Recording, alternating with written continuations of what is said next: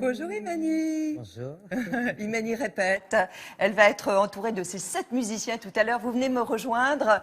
C'est vrai que c'est une voix sensuelle, Imani. C'est une voix lumineuse, une voix rauque aussi, et qui nous étreint, et qui nous envoûte. Bonjour Imani. Bonjour. Vous êtes nominée dans la catégorie artiste féminine, d'ailleurs aux Victoires de la musique 2017, qui aura lieu le 10 février, 10 février. et qui sera retransmise évidemment sur France 2.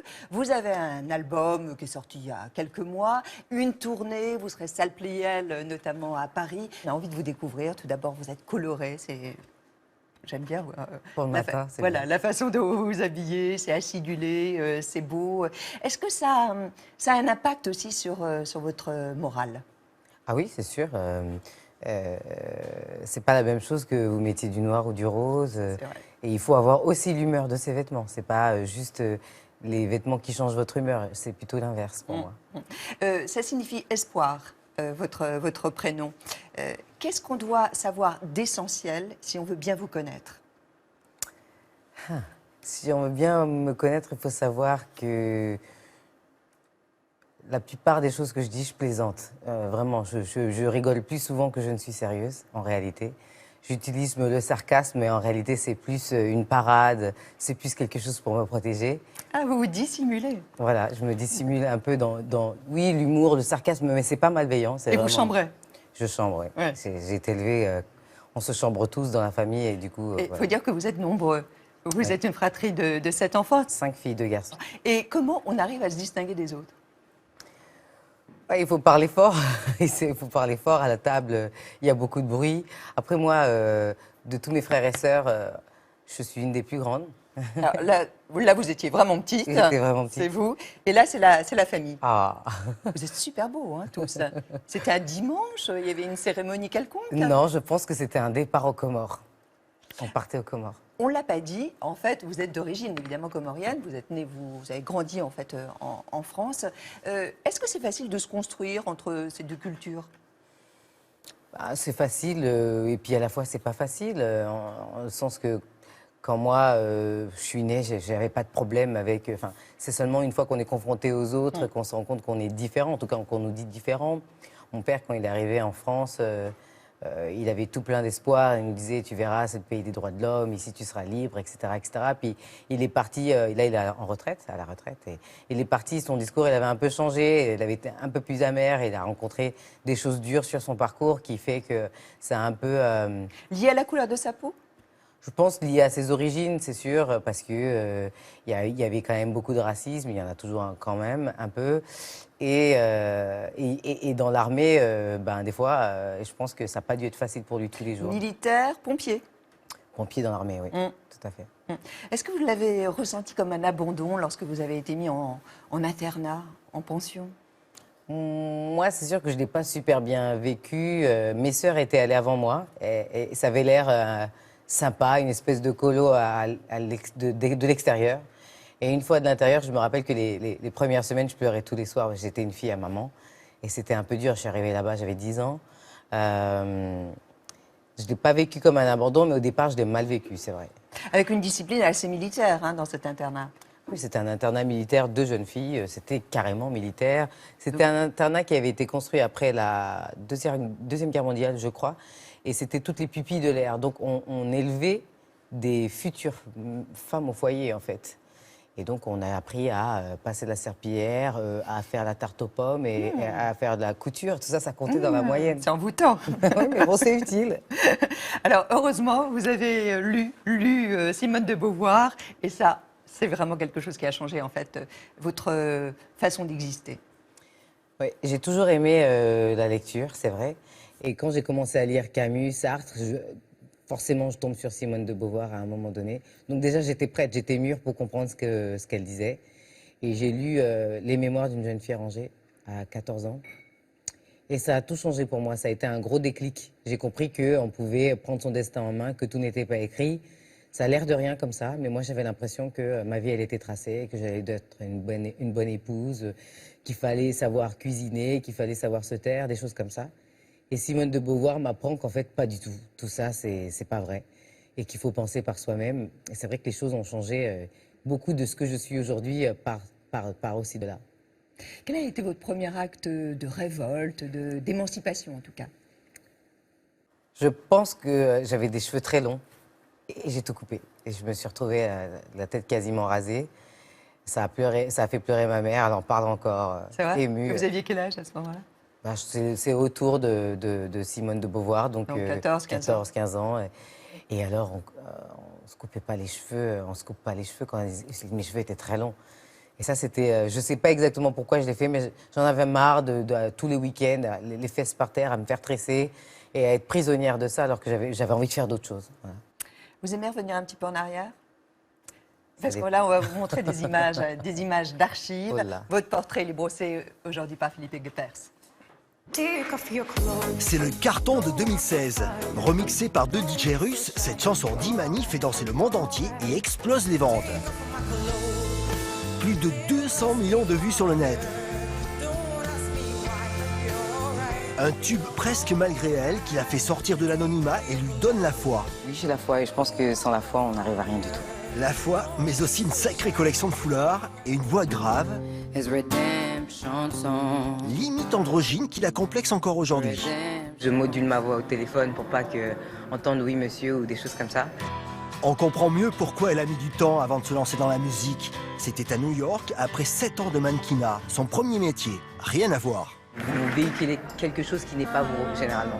Tandis que la musique, c'est vous, vous êtes plutôt à poil. C'est vrai que vous vous dévoilez. Avec votre musique soul, folk, un brin mélancolique. Et vos textes qui racontent vos blessures amoureuses. Les critiques musicaux ont vite fait de vous comparer à Nina Simone ou Tracy Chapman. Je prends ça comme un compliment, mais j'avoue, pas vraiment compliment. Modeste, libre, indépendante, vous prenez 5 ans pour peaufiner votre deuxième Je album. voulais faire un album à la hauteur. Eh bien c'est fait. Vous voilà déjà disque d'or avec plus de 50 000 albums vendus. Des chansons moins autocentrées et plus politisées qui nous donnent plus que jamais envie de danser. Imani est aujourd'hui en mode conquête de l'Ouest. Elle marche désormais dans les pas des Daft Punk et autres Stromae qui font déjà danser l'Amérique. Est-ce que vous avez, on a tenté en fait de vous calibrer, de vous formater?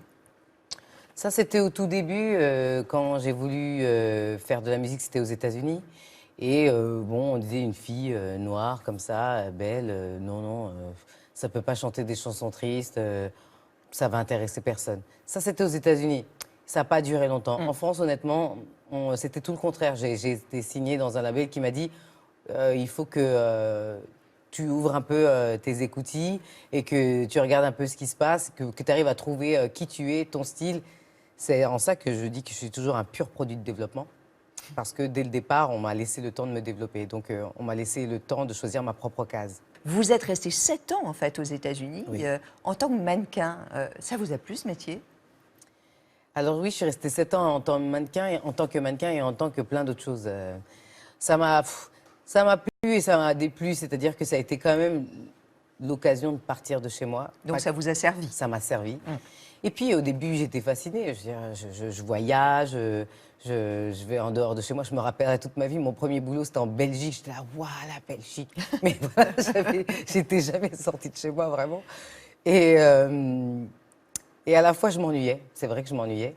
Mais à New York, j'ai fait d'autres choses parce que, si vous voulez, après le 11 septembre, ça a été la crise pour tout le monde. Et il n'y avait plus de boulot et il fallait payer le loyer. Il était hors de question que je rentre chez moi les poches vides. Et avant de savoir ce que je voulais Ça, c'est faire. par orgueil. C'est par orgueil, parce que déjà, mes parents, ils n'étaient pas très chauds pour que je parte à New York. Donc, c'était pas, je ne pouvais pas revenir à la tête basse. Donc, j'ai fait plein de petits boulots. Et là, j'ai été confrontée à la réalité, à la vie, à ce que c'est. Parce que le mannequinat, ce n'est pas la vie. Et c'est là que j'ai pu me confronter à moi-même et trouver la force peut-être de me dire, bon, peut-être que faut que je me batte pour les choses qui me font vraiment envie, quoi. Vous êtes vraiment allé chez Donald Trump? Oui. À quelle occasion? Ben, en fait, mon agence s'appelait Team Management, c'était Trump Management à l'époque. Il avait ouvert une agence de mannequins, c'était mon agence à New York. Et c'était à la fête de Noël de l'agence. Et c'était à la Trump Tower, dans son appartement là-haut. Et quel souvenir vous en avez? Alors, vous allez rire, mon souvenir, je raconte toujours la même histoire, c'est que bon, c'était un grand appartement avec une vue fantastique de New York, comme il peut y en avoir. Mais ce qui m'avait choqué, c'était les toilettes qui étaient immenses. Il y avait des toilettes immenses en or.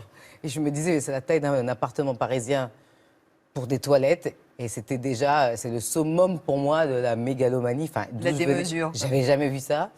Et donc, c'est le truc qui m'avait choqué le plus. Vous l'avez rencontré?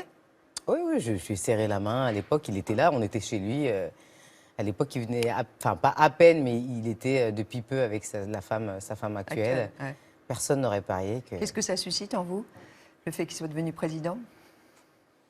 Le choc, vraiment, au début, c'était... je pense que déjà, sa candidature, j'ai cru que c'était un gag, comme je pense la moitié des gens. Et puis le fait qu'il ait été élu, peut-être que jusqu'au bout, personne n'y a cru. Mais c'est un choc, et après, je me demande si c'est pas... ce qu'il y a de bien, en fait, dans cette... pour être très honnête avec vous, ce qu'il y a de bien avec cette horrible élection, c'est que jusqu'à présent, j'ai l'impression que tout le monde a été dans un bain tiède, un peu confortable, où il y avait des choses qui nous dérangeaient, mais qu'on n'osait pas trop dénoncer parce qu'on avait peur de ne pas avoir un rôle au cinéma. Ou on n'avait pas... Et là, maintenant, vous avez toutes ces personnalités qui sont obligées de sortir des bois et de dénoncer, parce que c'est trop, en fait. Donc, si vous voulez, l'Amérique, elle va être obligée de se confronter. Ça va être douloureux, certainement, je pense. Mais je pense que pour remonter, il faut toucher le fond. Et peut-être que Donald Trump, c'est le fond.